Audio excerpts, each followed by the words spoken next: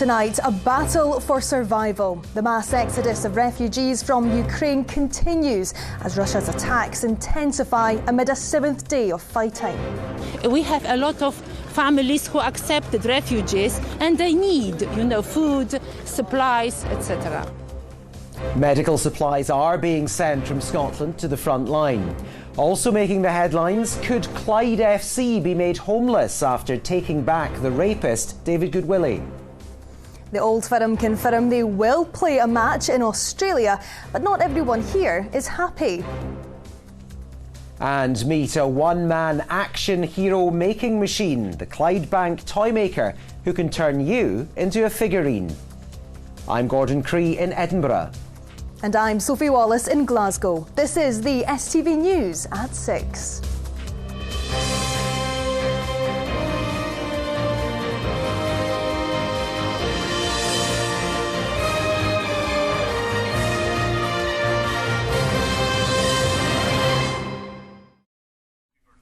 Good evening. As Russia intensifies its attacks on Ukrainian cities, the United Nations estimates more than 800,000 people have now fled the country.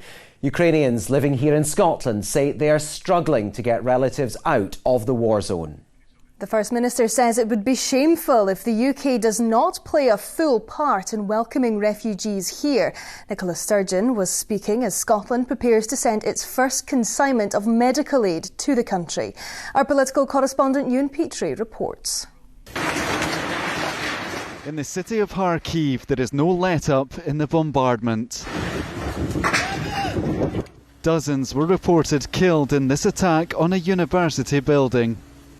As the shelling continued this morning, the United Nations estimated around 870,000 people have already fled Ukraine. But many more are struggling to get out. Daria has family in eastern Ukraine. Despite the UK expanding its visa waiver scheme, she says the process to get them to Scotland is far from straightforward. I'm ready to go to any border of Ukraine, tomorrow to bring her over. And if it was the matter of just proving that she is my sister at the border, it would have made my life so much easier. But that is not possible. We still have to settle in near one of the visa application centres for Britain and then wait indefinite amount of time to try and get that permit, because without the permit, she would not be allowed to board any of the flights. So in this warehouse you have 24/7 shifts? The First Minister wants the UK government to go further in helping Ukrainians seeking safety here. Nicola Sturgeon was visiting a distribution centre, preparing to send almost £3 million worth of medical equipment to Ukraine. More than 500,000 items, including bandages and ventilators, will be flown out tomorrow. The First Minister wants the UK to follow other European countries in relaxing entry rules to help those fleeing the violence. No country is going to be able to deal with that alone in the period ahead. No small group of countries bordering Ukraine are going to be able to deal with that alone. All countries in the democratic world are going to have to come together and respond collectively. And it will be shameful if the UK is not in there playing its full part with as open an offer to those needing refuge from Ukraine as the European Union and other countries across the world. Initially, all I could do was just say, I'm sorry, even though I know it's not directly my fault. For Russians living in Scotland like Anna, the past week has brought feelings of guilt. All I can just say, my heart is with you. I think about Ukrainians all the time, every day. And I'm doing all I can. This week, our bookshop, all the sales we make in the bookshop, we're going to donate to British Red Cross Ukraine Crisis Appeal. As the violence intensifies in Ukraine, here the resolve to help grows stronger. Ewan Petrie, STV News. And we're staying with that help. Much of the aid being donated and collected in Scotland will be taken to Poland, where hundreds of thousands of refugees have crossed the border from Ukraine. A makeshift centre for vital supplies has been set up there. Good Morning Britain correspondent Nick Dixon has been to see the efforts to help those in desperate need. Well, the donations and the supplies are piling up in Scotland, and ultimately in the coming days and weeks ahead, these are the kind of places where they're all going to end up. This is a warehouse in the southeast of Poland, very close to the Ukraine border, and it's been requisitioned by the Polish army really for its sheer size and scale. They're able to accommodate literally thousands of people here, and that's exactly what's happening at the moment. The organisers and the volunteers here tell me they have literally no idea how many people, because there are buses arriving, as you can see here, every few minutes with hundreds of people inside. So the kind of donations coming from Scotland will certainly be welcome here. At the weekend it was a disaster because this was a complete mess because we weren't, we weren't prepared yet for such a huge number of refugees. And today we are trying to sort it out, There are a lot of women with children, as you know, because men stayed and they fight for the country, and now we have to provide for the women and children. And there are countries where I'm from in Scotland. Yeah. People are fundraising, they're gathering products together to send over here. Are you looking to get that kind of help from countries like Scotland? We are accepting, of course. But today there were 2 transports from Germany, and one transport I diverted into my town because I live 40 kilometers away from here and I teach at a university, and we have a point that they can, and they leave the provisions and the medical help, hygiene, for example, and they leave that there because we have a lot of families who accepted refugees and they need, food, supplies, etc. Well, there's well in excess of 50,000 people coming across the border into Poland each day, and they're certainly not overwhelmed here, but it is exceptionally busy, organised chaos to a degree. And what the organisers and the volunteers are telling me, not just here but at multiple different refugee centres throughout this area, is yes, they have donations coming in, they have supplies, they have food, water, clothing and baby supplies and toys as well, but they desperately need more. Nick Dixon reporting from Poland. Well, meanwhile, Boris Johnson has accused Vladimir Putin's regime of already committing war crimes in Ukraine by bombing innocent people. The Prime Minister was responding to a question from the SNP's Westminster leader, who believes the Russian president should be prosecuted in The Hague. Well, live now to our Westminster correspondent, Catherine Sampson. And Catherine, a very different tone to Prime Minister's questions today. Yes, that's right. When you saw the MPs arriving today, most were wearing blue and yellow lapel badges. That's the colours of Ukraine. Some came dressed completely in blue and yellow, including the former Prime Minister, Theresa May. Now, over the last weeks, the last months, we've become so used to hearing these really angry, bitter sessions of Prime Minister's questions.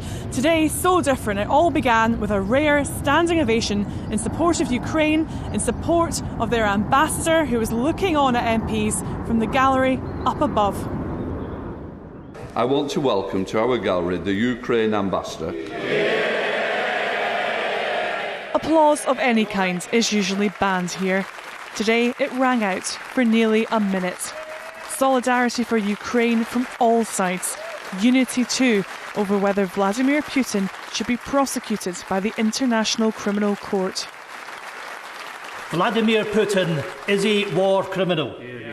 And one day soon, Putin must face justice in The Hague. What we have seen already from Vladimir Putin's regime in the use of the munitions that they have already been dropping on innocent civilians, Mr. Speaker, in my view, already fully qualifies as a war crime. And I know that the ICC prosecutor is already investigating, and I'm sure the whole House will support that.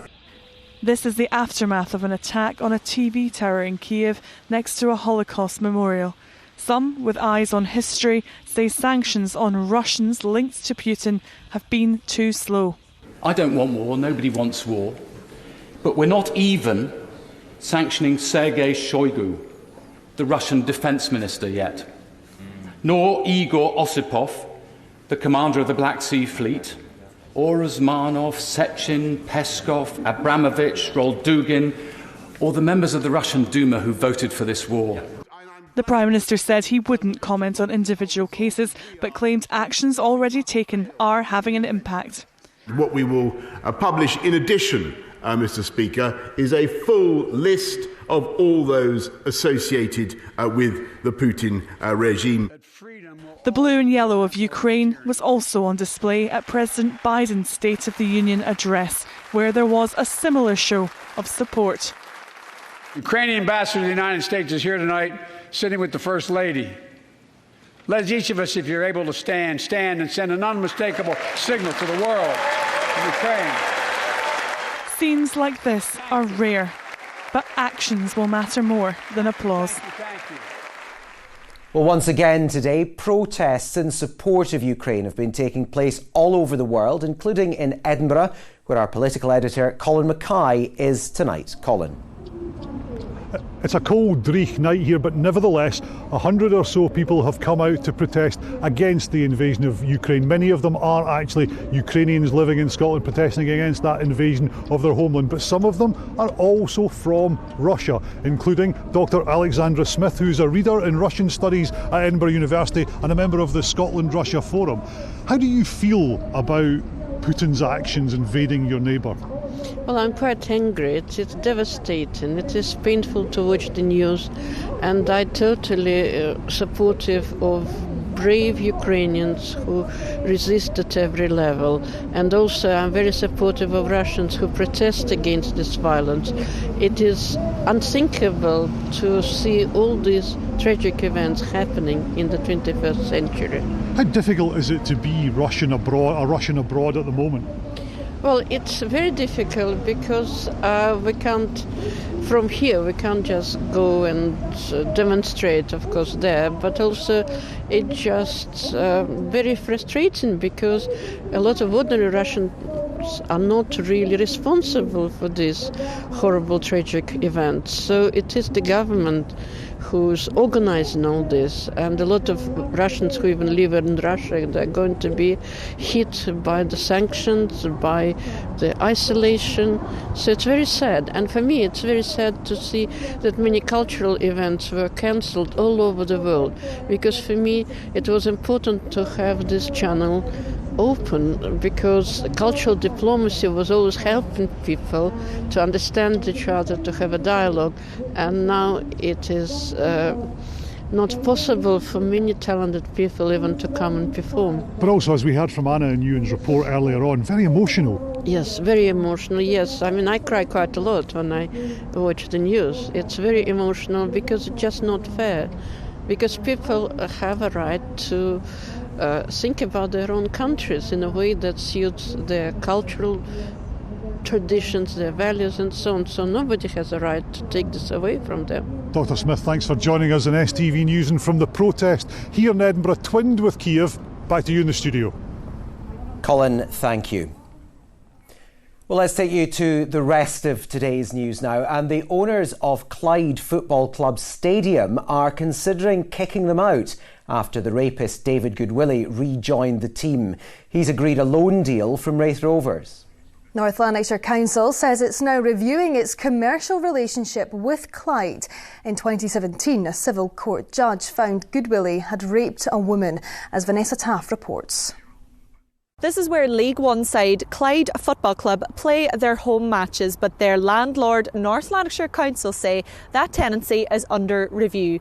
That's because just weeks after his controversial signing at Raith Rovers, 32-year-old David Goodwilly is set to return to this club. Now, Goodwilly played here for around 5 years without a huge amount of attention, but in a statement, the club said he will return to Clyde's first team, where he will train and play as normal, in essence continuing his footballing career.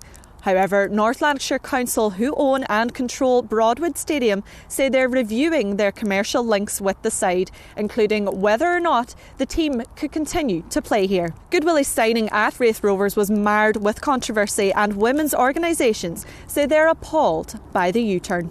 I think this sends entirely the wrong message about how seriously our football clubs take the issue of violence against women.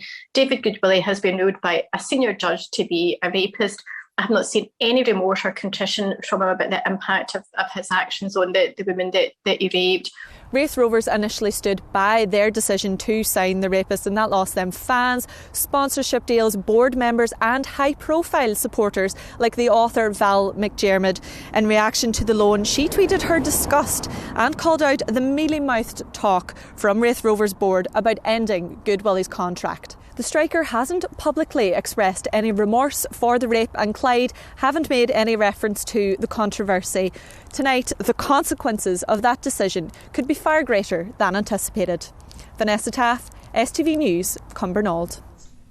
Well, elsewhere across Scotland, a criminal case against former Rangers owner Craig White has been abandoned.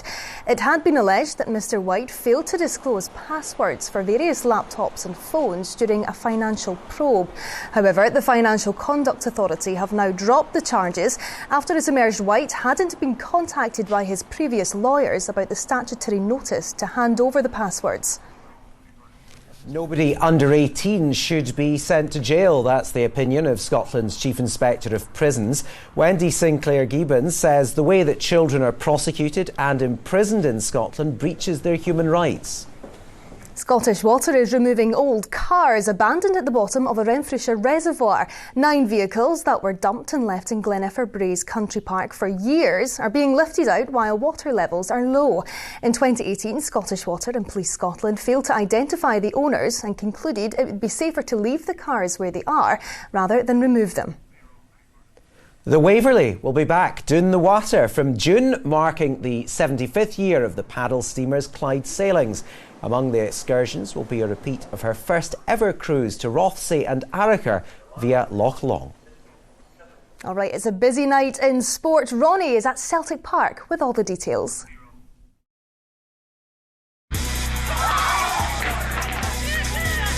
Get your fill of the action.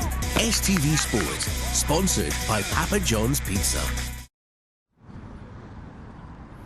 Yes, a very good evening from Celtic Park. A full fixture card in the Scottish Premiership in store tonight. We'll preview that in a moment, but first the other big news today, and that is the Old Firm Celtic and Rangers are set to go head-to-head outside of Scotland for the very first time. It comes after both were named in a 4-team tournament taking place in Australia, that being the Sydney Super Cup, taking place in November. Both will receive financial backing and rewards for doing so, but it's fair to say today hasn't been warmly received by supporters.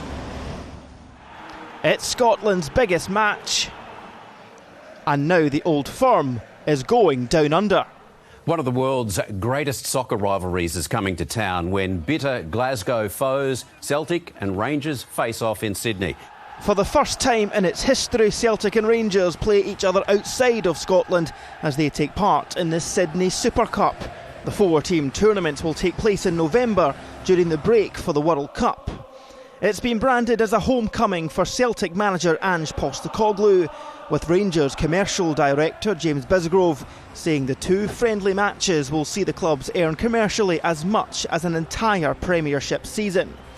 But the response from Old Firm fans have been mixed.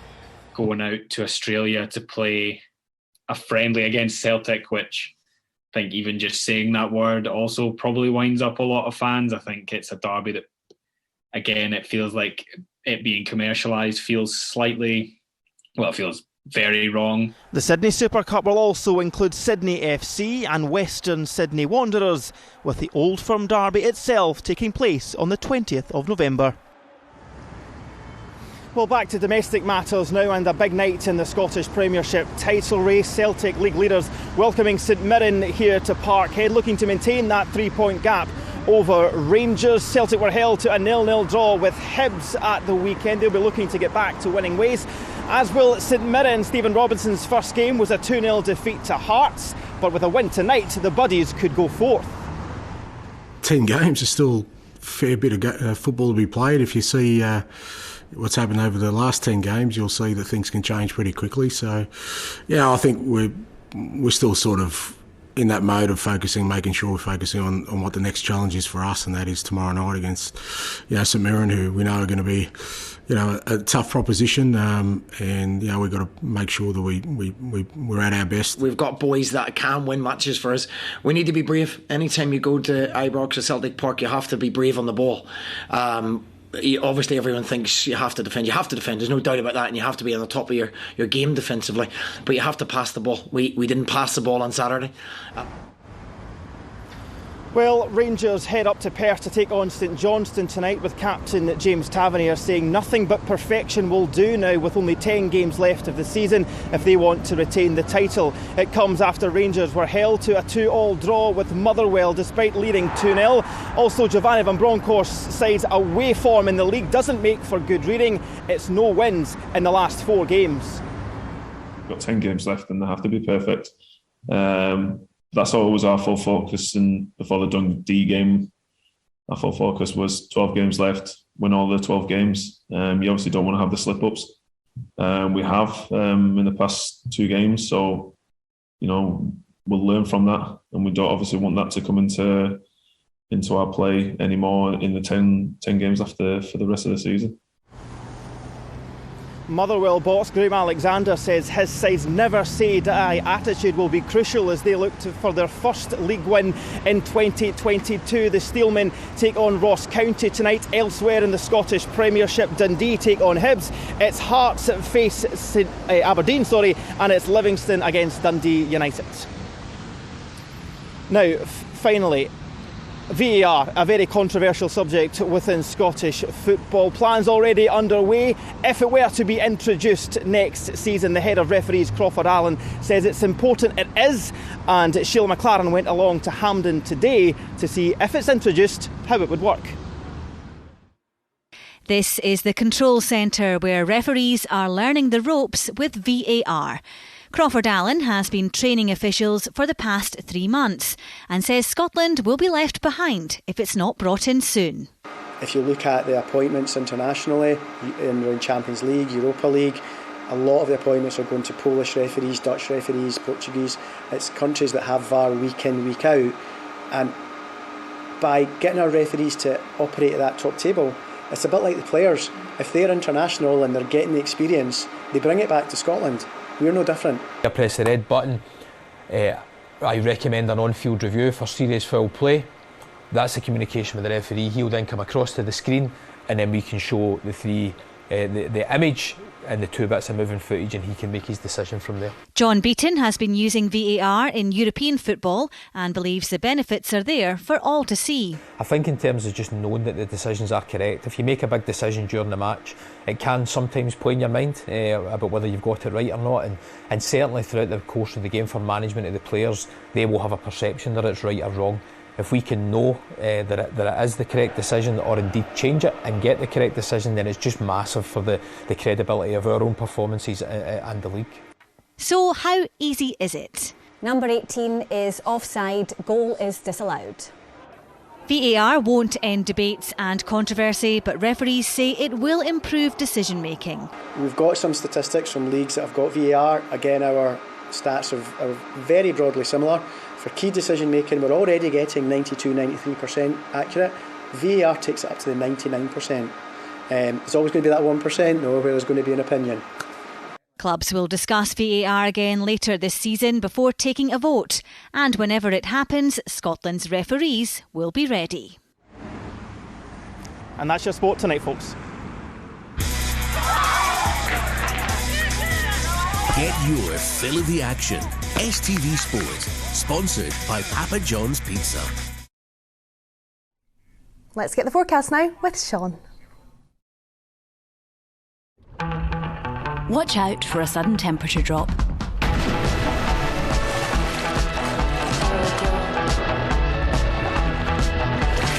TUI Blue Hotels sponsor STV Weather. Well, it's nice to be getting a wee bit of a break from the stormy weather. A change on the way next week, but we'll have a look at that in a wee second. And certainly we've seen a bit of a change today. Lovely sunshine, frosty start for many of us today, but we've seen more clouds spreading in from the south and outbreaks of rain, and staying quite showery as we go through the night. The wettest weather across southern areas, also the South Highlands. Rain tending to be a wee bit more showery around the likes of Renfrewshire, Stirling, and also around Glasgow and North Lanarkshire. Now overnight into tomorrow, it is mild, 5-6 degrees, no frost to worry about. Tomorrow morning we've got more persistent rain across western parts, and through the day that weather front very, very slowly creeping its way eastwards. So for most of us tomorrow there will be a spell of fairly wet weather before brighter skies, but showers come into the Hebrides by the end of the day. Temperatures about 7 or 8 degrees. Now that weather front that's slowly moving its way eastwards tomorrow continues to just drag itself very slowly eastwards through Friday and even on Saturday. It looks as if eastern parts of the country here will hang on to that damp weather. Falkirk, Clackmannanshire, Edinburgh, Lothians. Brighter skies in the west. Looks as if the best of the weather over the next couple of days, Friday, Saturday, Sunday, will be across the Hebrides. Some lovely blue skies here, but the brighter skies slowly extending east as we go through the weekend. Then into next week, I'm keeping an eye on the possibility that colder air will return from the east, and that also means the possibility of some wintry weather returning too. Bye-bye. TUI Blue Hotels. Sponsor STV Weather. And finally tonight, a Scottish bank worker who makes toys in his spare time has been attracting the attention of celebrity fans after landing a major commission to make an action figure of a Hollywood star. Yes, and as the orders mount up, Laura Boyd visited David McGurk at work in his home in Clydebank to find out what inspired him to make the TV and movie miniatures. From the comfort of his living room, David McGurk intricately crafts an action figure. A process that began as a hobby but has now become so much more. Me and my brother absolutely loved action figures. With these wee metal action figures, he took a bar of soap, right, and he plunged the figure into the bar of soap, and it made an impression of what would look like an action figure. And he poured like PVA glue in, and he thought we should make this toy company and we should, make figures, and this is how we could do it, and it was going to be called Stephen and David's Toy Cupboard. David's brother sadly died in 2012, and that's when he decided to turn their dream into reality, creating action figures of his favourite stars, which have earned him celebrity fans.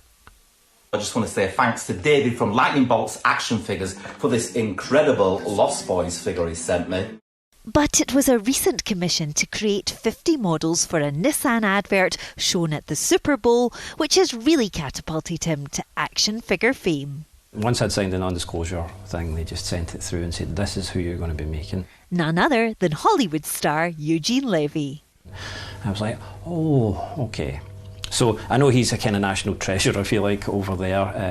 And to us, he's probably the dad from American Pie. And stuff like that, but it was incredible. Would you like to do this full time? I'd love to have a shop, a real shop, to go back to exactly what the dream was when we were kids. Really, it'd be great. And have you got any dream celebrities that you'd love to make them for? Out of all of the celebrities that I've ever made, none are more popular than yourself. So I decided to make you. Oh my goodness, that is the best thing I've ever seen. Thank you, David. Look out for the rest of Team STV coming soon. Laura Boyd, STV News, stuck in a tiny plastic box. Form an orderly queue to get one of me. I think we'll leave that one to the imagination. Gordon, good night. Good night.